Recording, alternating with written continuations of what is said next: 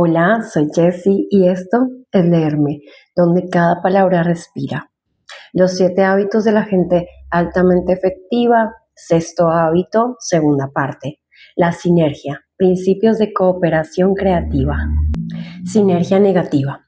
La búsqueda de la tercera alternativa es un cambio de paradigma importante que desplaza a la mentalidad dicotómica de o esto o aquello. La diferencia en los resultados es muy grande. ¿Cuánta energía negativa se consume por lo general cuando las personas tratan de resolver problemas o tomar decisiones en una realidad interdependiente? ¿Cuánto tiempo se dedica a confesar los pecados de los otros, al politiqueo, la rivalidad, los conflictos interpersonales, la protección de la propia retaguardia, la lucha por el dominio y las profecías destructivas?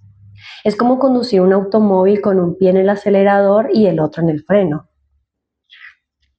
Y en lugar de retirar el pie del freno, la mayor parte de la gente aprieta más el acelerador.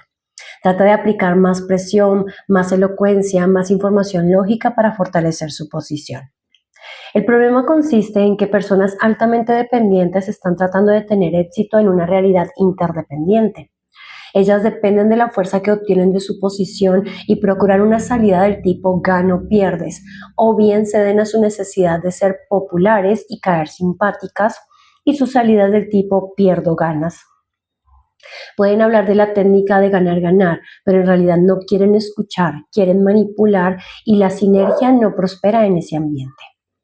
Las personas inseguras piensan que toda la realidad puede ser dócil a sus paradigmas.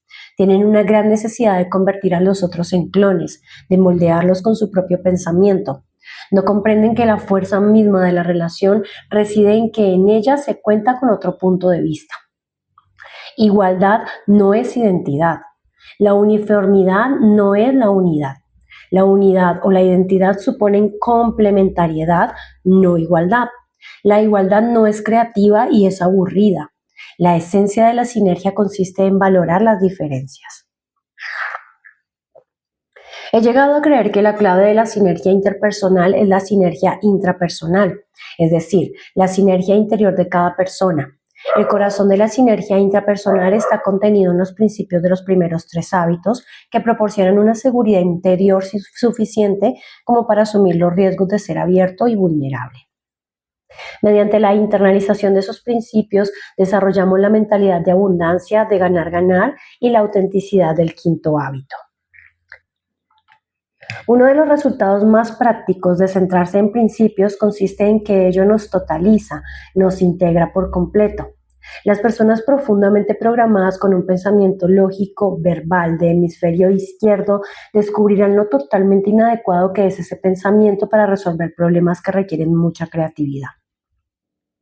Toman conciencia e inician un nuevo guión con su hemisferio derecho. No se trata de que antes su hemisferio derecho no existiera, estaba adormecido. Los músculos no estaban desarrollados, tal vez solo atrofiados desde la primera infancia, como consecuencia del fuerte énfasis puesto en el cerebro izquierdo, propio de la educación formal o la programación social. Cuando una persona tiene acceso al hemisferio derecho, intuitivo, creativo y visual, y también al hemisferio izquierdo, analítico, lógico, opera con la totalidad de su cerebro. En otras palabras, hay sinergia psíquica en nuestra propia cabeza. Y esta herramienta se adecua mejor a la realidad de la vida, porque la vida no es solo lógica, es también emocional. En una oportunidad, yo conducía un seminario titulado Administre con la izquierda, lidere con la derecha, en una empresa de Orlando, Florida. Durante la pausa, el presidente de la compañía se me acercó y me dijo: Stephen, esto me intriga, pero he estado pensando en este material más en función de su aplicación a mi matrimonio que a mi empresa. Mi mujer y yo tenemos un verdadero problema de comunicación. ¿No querría usted almorzar con nosotros y tener la amabilidad de observar cómo nos comunicamos? Hagámoslo, le contesté. Al sentarnos a la mesa intercambiamos algunas bromas. Después el hombre se volvió hacia la esposa y le dijo: Querida, he invitado a Stephen para ver si puede ayudarnos en nuestra comunicación recíproca. Sé que piensas que yo debería ser más sensible y considerado. ¿Podrías dar algún ejemplo de lo que tú crees que yo debería hacer? Su hemisferio izquierdo dominante quería hechos, cifras, ejemplos concretos, partes. Bien, como te he dicho antes, no es nada en específico. Se trata más bien de una sensación general que tengo sobre las prioridades. Su hemisferio derecho dominante abordaba la sensación y la gestal, el todo, la relación entre las partes. ¿Qué quieres decir con una sensación general sobre las prioridades? ¿Qué es lo que quieres que yo haga? Dame algún ejemplo específico que yo pueda manejar. Bien, es solo un sentimiento. Su hemisferio derecho operaba con imágenes, sentimientos intuitivos. Simplemente no creo que nuestro matrimonio sea tan importante para ti como me dices que es. ¿Qué puedo hacer para que se vuelva más importante? Dame algo concreto y específico para continuar. Es difícil decirlo con palabras. En ese punto, él me lanzó una mirada como diciendo, Stephen, ¿podría usted soportar este mutismo en su matrimonio? Querida, le respondió a ella, ese es el problema contigo y ese es el problema con tu madre. En realidad es el problema con todas las mujeres que conozco. Después empezó a interrogarla como para obtener una especie de declaración legal. ¿Vives donde quieres vivir? No se trata de eso, suspiró la mujer. No es eso en lo absoluto. Lo sé, respondió él con una paciencia forzada. Pero puesto que no quieres decirme exactamente qué es, supongo que el mejor modo de descubrirlo consiste en descubrir lo que no es. ¿Vives donde quieres vivir? Supongo que sí. Querida, Stephen va a estar aquí solo unos pocos minutos para tratar de ayudarnos. Responde con un rápido sí o no. ¿Vives donde quieres vivir? Sí. Muy bien, este tema está resuelto. ¿Tienes las cosas que quieres tener? Sí. Esto siguió un tiempo más. Yo advertí que no conducía a ningún sitio, de modo que intervine y dije, ¿es así como funciona su relación? Día tras día, Stephen, respondió él. Esta es la historia de nuestro matrimonio, volvió a suspirar ella. Los miré a ambos y se me ocurrió que eran dos medios cerebros que vivían juntos. ¿Tienen hijos? Les pregunté. Sí, tenemos dos. ¿En serio? Insistí con incredulidad. ¿Cómo lo han hecho? ¿Qué quiere decir que cómo lo hicimos? Así han sido sinérgicos, exclamé. 1 más 1 habitualmente es igual a 2, pero ustedes hicieron que 1 más 1 fuera igual a 4. Ahora bien, eso es sinergia. El todo es más que la suma de sus partes, así que, ¿cómo lo hicieron? Usted sabe cómo lo hicimos, me contestó el hombre. Seguramente valoraron las diferencias, fue mi comentario. Valorando las diferencias. La valoración de las diferencias mentales, emocionales, psicológicas es la esencia de la sinergia. Y la clave para valorar esas diferencias consiste en comprender que todas las personas ven el mundo no como es, sino como son ellas mismas. Si yo viera el mundo como es, ¿de qué me serviría valorar las diferencias? ¿Por qué habría de molestarme siquiera en prestar atención a alguien que está fuera del camino? Mi paradigma es que soy objetivo. Veo el mundo tal como es. Todos los otros se dejan enterrar por las minucias, pero yo veo todo el cuadro. Por ello me llaman supervisor. Tengo una supervisión. Con ese paradigma nunca seré efectivamente interdependiente, ni siquiera efectivamente independiente. Me limitarán los paradigmas de mi propio condicionamiento. La persona verdaderamente efectiva tiene la humildad y el respeto necesarios para reconocer sus propias limitaciones perceptuales y apreciar los ricos recursos que pone a su disposición la interacción con los corazones y las mentes de otros seres humanos. Esa persona valora las diferencias porque esas diferencias acrecientan su conocimiento, su comprensión de la realidad. Librados a nuestras propias experiencias, constantemente padecemos una insuficiencia de datos. ¿Es lógico que dos personas disientan y que ambas tengan razón? No es lógico, es psicológico y es muy real. Usted ve a la joven, yo veo a la anciana. Los dos miramos el mismo dibujo y los dos tenemos razón. Vemos las mismas líneas negras, los mismos espacios en blanco, pero los interpretamos de diferente modo porque hemos sido condicionados para ello.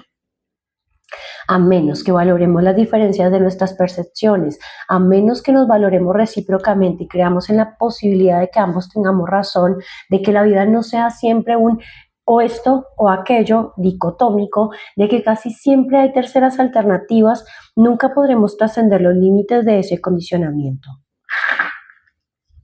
Lo único que yo puedo ver es a la anciana, pero comprendo que usted vea alguna otra cosa y lo valoro. Valoro su percepción y quiero comprender. De modo que cuando tomo conciencia de la diferencia de nuestras percepciones, digo, bien, usted lo ve de otro modo, ayúdeme a ver lo mismo que usted. Si dos personas tienen la misma opinión, una de ellas es innecesaria. Para mí, no representaría ninguna ventaja comunicarme con alguien que solo ve a la anciana. No necesito hablar, comunicarme con alguien que esté de acuerdo conmigo. Quiero comunicarme con usted porque ve las cosas de modo diferente. Valoro esa diferencia. Al hacerlo, no solo aumento mi propia conciencia, también lo estoy afirmando. Le ofrezco aire psicológico, retiro el pie del freno y libero la energía negativa que usted tal vez haya invertido en la defensa de una posición particular. Creo un ambiente para la sinergia. La importancia de valorar las diferencias queda bien reflejada en la citadísima fábula escrita por el educador Dr. R.H. Reeves titulada La Escuela de los Animales. Una vez, los animales decidieron que tenían que hacer algo heroico para solucionar los problemas de un nuevo mundo, de modo que organizaron una escuela. Adoptaron un currículo de actividades consistente en correr, trepar, nadar y volar. Para facilitar la administración, todos los animales cursaban todas las materias. El pato era excelente en natación, mejor incluso que su instructor, y obtuvo muy buenas notas en vuelo, pero pobres en carrera. Con el objeto de mejorar en ese aspecto tenía que quedarse a practicar después de clase e incluso abandonó la natación. Esto duró hasta que se le lastimaron sus patas de palmípedo y se convirtió en un nadador mediano. Pero el promedio era aceptable en la escuela, de modo que nadie se preocupó, salvo el pato. El conejo empezó a la cabeza de la clase en carrera. Sin embargo, tuvo un colapso nervioso como consecuencia del tiempo que debía dedicar a la práctica de la natación.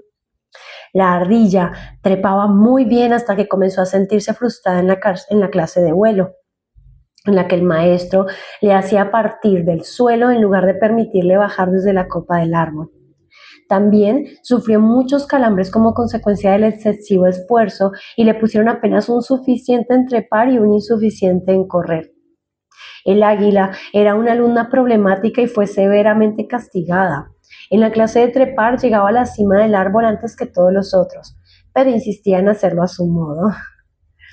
Al final del año, una anguila normal que nadaba muy bien y también corría, trepaba y volaba un poco, tenía el promedio más alto y le correspondió pronunciar el discurso de despedida. Los perros de la pradera quedaron fuera de la escuela y cuestionaron por qué la administración no incluyó en el currículum las materias de cavar y construir madrigueras. Pusieron a sus cachorros a aprender con el tejón y más tarde se unieron a marmotas y topos para inaugurar una escuela privada de gran éxito. Análisis del campo de fuerzas. En una situación interdependiente, la sinergia es particularmente poderosa para tratar con las fuerzas negativas que obran contra el desarrollo y el cambio. El sociólogo Kurt Lewin desarrolló un análisis del campo de fuerzas, modelo con el cual describía cualquier nivel presente de rendimiento o del ser como un estado de equilibrio entre las fuerzas impulsoras que alientan el movimiento ascendente y las fuerzas restrictivas que lo desalientan. Las fuerzas impulsoras, por lo general, son positivas, razonables, lógicas, conscientes y económicas. En oposición, las fuerzas restrictivas son a menudo negativas, emocionales, ilógicas, inconscientes y psicológico-sociales. Ambos conjuntos de fuerzas son muy reales y deben tenerse en cuenta para abordar el cambio. En una familia, por ejemplo, hay cierto clima en el hogar. Hay un cierto nivel positivo o negativo en las interacciones, de seguridad o inseguridad para expresar los sentimientos o hablar sobre las preocupaciones, de respeto o falta de respeto en la comunicación entre los miembros. Es posible que usted quiera modificar ese nivel. Tal vez aspira a crear un clima más positivo, más respetuoso, más abierto y confiado. Sus razones lógicas para hacerlo son las fuerzas impulsoras que tienden a elevar el nivel, pero no basta con intensificar esas fuerzas, a ellas se oponen otras. las fuerzas restrictivas. A través del espíritu de competencia entre los chicos, de las programaciones diferentes de la vida hogareña que usted y su cónyuge impusieron a la relación, de los hábitos desarrollados en la familia, del trabajo, de otras metas que reclaman su tiempo y su energía. La intensificación de las fuerzas impulsoras puede dar resultado por poco tiempo. Mientras subsistan las fuerzas restrictivas, tener éxito es cada vez más difícil. Es lo mismo que estirar un resorte. Cuanta más fuerza se ejerce, más fuerza se hace necesario ejercer hasta que el resorte ya no cede. Y en cuanto uno se cansa de estirar, recobra su extensión primitiva. El sube y baja resultante, el efecto del yo-yo, determina que después de varios intentos uno piense que la gente es como es y que cambiar es muy difícil. Pero al introducir la sinergia utilizamos el motivo del cuarto hábito, la actitud del quinto hábito y la interacción del sexto hábito para actuar directamente sobre las fuerzas restrictivas. Creamos una atmósfera en la cual resulta seguro hablar sobre esas fuerzas. Las descongelamos, las desatamos y generamos nuevas compresiones que realmente convierten esas fuerzas restrictivas en fuerzas impulsoras. Hacemos que las personas entren en el problema, con lo cual tienden a convertirse en partes importantes de la solución. Como resultado, se crean nuevas metas, metas compartidas y la totalidad de la empresa asciende de nivel, a menudo de una manera que nadie podría haber previsto. El entusiasmo que lleva consigo ese movimiento crea una nueva cultura. Las personas involucradas están recíprocamente inmersas en la humanidad de los otros y se enriquecen con un pensamiento nuevo y fresco a través de las nuevas alternativas y oportunidades creadoras. Varias veces he participado en negociaciones entre personas coléricamente enfrentadas que habían contratado a abogados para defender sus respectivas posiciones. Y todo lo que lograron era exacerbar los problemas, porque la comunicación interpersonal se iba deteriorando a medida que se avanzaba en el proceso legal. Pero el nivel de confianza era tan bajo que las partes consideraban no contar con más alternativa que recurrir a los tribunales. Mi pregunta era, ¿le interesaría obtener una solución ganar-ganar con la que ambas partes se sintieran bien? Por lo general, obtenía una respuesta afirmativa. Sin embargo, la mayoría de las personas no creían que fuera posible. Si consigo que la otra parte esté dispuesta, ¿quiere iniciar el proceso de una comunicación real entre ustedes? También en este caso, la respuesta era por lo general sí. Casi siempre los resultados fueron sorprendentes. Problemas que habían dado origen a batallas legales y psicológicas de meses de duración quedaron solucionados en unas pocas horas o unos pocos días.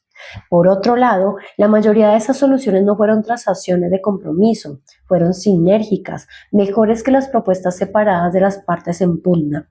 Y en la mayoría de los casos las relaciones continuaron, aunque al principio parecía que el nivel de confianza tan bajo y la ruptura tan prolongada iban a resultar casi irreparables. En uno de nuestros programas de desarrollo, un ejecutivo se refirió a un fabricante demandado por un industrial antiguo cliente suyo por incumplimiento de contrato. Cada parte creía que su posición era la justa y percibía a la otra como carente de ética y completamente indigna de confianza. Cuando empezaron a practicar el quinto hábito, dos cosas resultaron claras.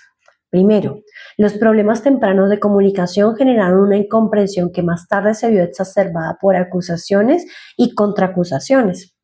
Segundo, al principio, ambas partes actuaron de buena fe y no deseaban el costo y las molestias de la disputa legal, pero no veían ninguna otra salida. Después de haberse establecido esos dos puntos, prevaleció el espíritu de los hábitos cuarto, quinto y sexto. El problema quedó rápidamente resuelto y la relación continuó prosperando. En otro caso, recibí una llamada telefónica temprano por la mañana de un urbanizador de tierras que buscaba ayuda con desesperación. El banco quería someterle a un juicio hipotecario porque no estaba cumpliendo con el programa de pagos. Necesitaba fondos adicionales para poder vender la tierra y devolverle al banco el dinero, pero éste le negaba más crédito hasta que realizara los pagos programados. Era el problema del huevo y la gallina con la subcapitalización. Mientras tanto, el proyecto se desmoronaba. Las calles estaban empezando a parecer campos de maleza y los propietarios de las pocas casas construidas reaccionaron con furia al ver caer los valores de sus propiedades. La ciudad también estaba trastornada por el proyecto residencial de alto estatus que se convertía en algo ofensivo para la vista. El banco y el urbanizador ya habían destinado decenas de miles de dólares a gastos legales y no se preveía que el caso pudiera llegar a solucionarse antes de varios meses. Desesperado, este urbanizador estuvo de acuerdo con renuencia en poner en práctica los principios de los hábitos cuarto, quinto y sexto. Concertó una reunión con los aún más renuentes funcionarios del banco. La reunión empezó a las 8 de la mañana en uno de los salones de reunión del banco. La tensión y la desconfianza eran palpables. El abogado del banco les había indicado a los funcionarios que no dijeran nada, solo debían escuchar. Hablaría exclusivamente el abogado, que no quería que ocurriera nada capaz de comprometer la posición de la institución en los estrados. Durante la primera hora y media expliqué los hábitos cuarto, quinto y sexto. A las 9:30 me dirigí a la pizarra y puse por escrito las preocupaciones del banco sobre la base de nuestra comprensión anterior. Al principio, los funcionarios no decían nada, pero cuanto más comunicábamos intenciones de ganar y procurábamos primero comprender, más se abrían ellos para explicar y clarificar.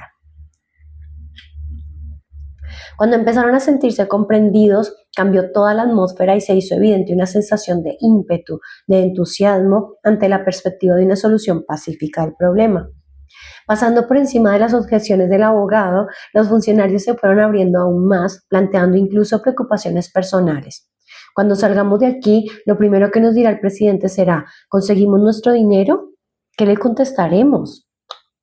A las 11, los funcionarios seguían convencidos de la justicia de su posición, pero se sentían comprendidos y ya no estaban a la defensiva ni se mostraban tan puntillosos. En este momento se habían abierto lo bastante como para escuchar las preocupaciones del urbanizador que enumeramos en el otro extremo de la pizarra. La consecuencia fue una comprensión mutua más profunda y la conciencia compartida de que la pobrísima comunicación anterior había originado incomprensiones y expectativas no realistas. También resultó claro que la comunicación mantenida con un espíritu de ganar podría haber evitado el desarrollo de los principales problemas siguientes.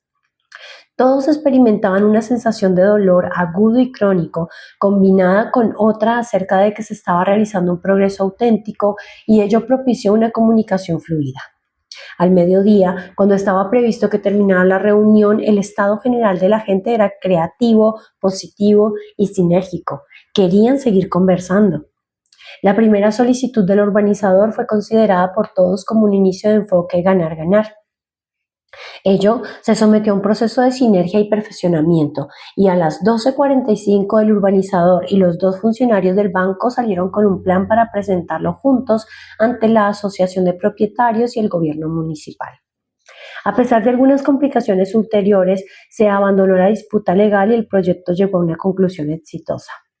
No pretendo que nunca haya que iniciar procesos judiciales. Algunas situaciones lo requieren, pero los veo como un recurso de última y no de primera instancia. Si se abren prematuramente, incluso con finalidad preventiva, a veces el temor y el paradigma legal crean ulteriores procesos de pensamiento y acción que no son sinérgicos. Toda la naturaleza es sinérgica. La palabra ecología se refiere básicamente a la sinergia de la naturaleza. Todo está relacionado con todo. En la relación se maximiza la fuerza creadora, así como el poder real de estos 7 hábitos reside en su vinculación recíproca y no en cada uno de ellos considerado aisladamente. La relación entre las partes es también el poder que permite crear una cultura sinérgica en una familia o una organización. Cuanto más auténtico sea el compromiso, más sincera y sostenida será la participación en el análisis y resolución de los problemas, mayor la liberación de la creatividad de todos y el compromiso con lo que se cree. Estoy convencido de que esta es la esencia del poder del enfoque japonés de la empresa que ha transformado el mercado mundial. La sinergia da resultados, es un principio correcto, es la realización suprema de todos los hábitos anteriores, es la efectividad de una realidad interdependiente, es formación del equipo, es trabajo de equipo, desarrollo de la unidad y la creatividad con otros seres humanos. Aunque en una interacción interdependiente no podemos controlar los paradigmas de los otros ni el proceso sinérgico en sí, gran parte de la sinergia reside en nuestro círculo de influencia. Nuestra propia sinergia interna está por completo dentro de ese círculo.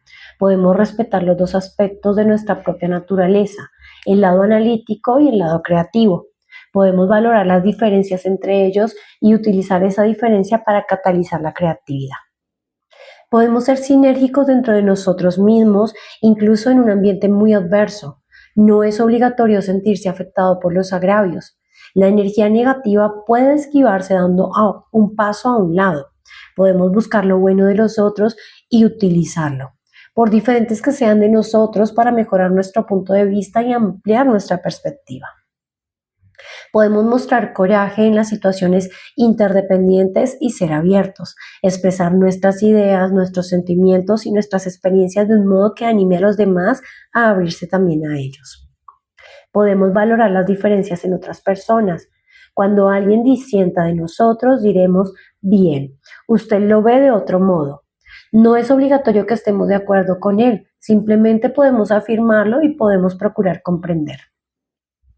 Enfrentados a dos alternativas, la nuestra y la errónea, podemos buscar una tercera alternativa sinérgica.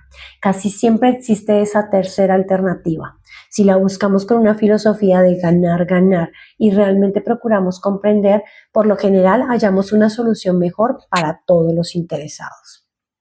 Sugerencias prácticas. Primero, piense que una persona que por lo general ve las cosas de un modo distinto del suyo. Considere de qué modo podrían utilizarse esas diferencias como piedras del camino que llevan a soluciones de tercera alternativa. Tal vez pueda sacar a la luz sus concepciones presentes acerca de un problema o proyecto, valorando las diferentes ideas que probablemente escuche. 2. Haga una lista de las personas que le irritan. Representan diferentes concepciones que podrían conducir a la sinergia si usted tuviera una mayor seguridad intrínseca y valorara las diferencias. 3. Identifique una situación en la cual usted desea un mayor trabajo de equipo y sinergia. ¿Cuáles serán las condiciones necesarias para apoyar la sinergia? ¿Qué puede usted hacer para crear esas condiciones? Y cuarto, la próxima vez que esté en desacuerdo o se enfrente con alguien, trate de comprender las preocupaciones subyacentes de la posición de esa persona. Oriente esas preocupaciones de un modo creativo y mutuamente beneficioso.